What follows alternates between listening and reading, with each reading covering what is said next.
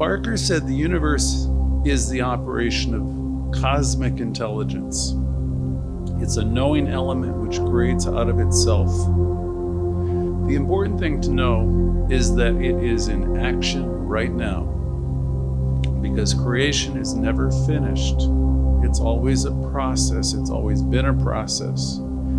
The same intelligence, the same love, the same cosmic mind is behind all of this, and it's the reason for your being. It's the reason for my being. It creates out of itself in order to express itself. We are the ultimate expression of universal life. We're the ultimate expression of universal life, universal intelligence, universal love, universal goodness.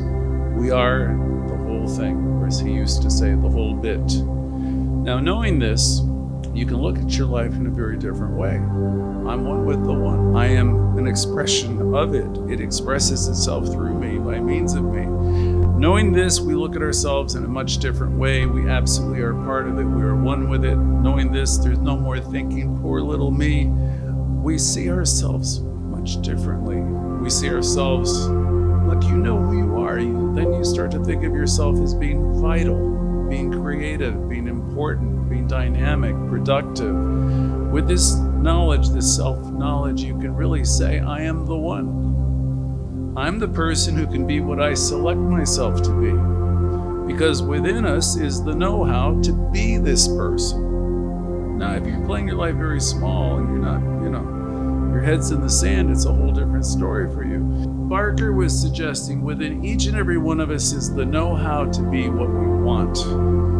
You can take a pause and go within and figure out, what makes you happy, and you allow yourself to dream big, to let your light shine brightly. There is that which is within you that knows how to be what you want to be. Now, you might not be it now.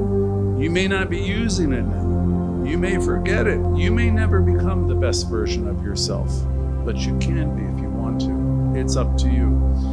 Many, Barker thought, go back to some version of the poor me stage. I've been hearing people talk about the poor me stage for over 30 years. You just get back into a place of, ain't it awful, and nobody understands me, and what's happened to me, and you couldn't possibly understand. I've heard that line probably 1,000 times in my life, I swear to God.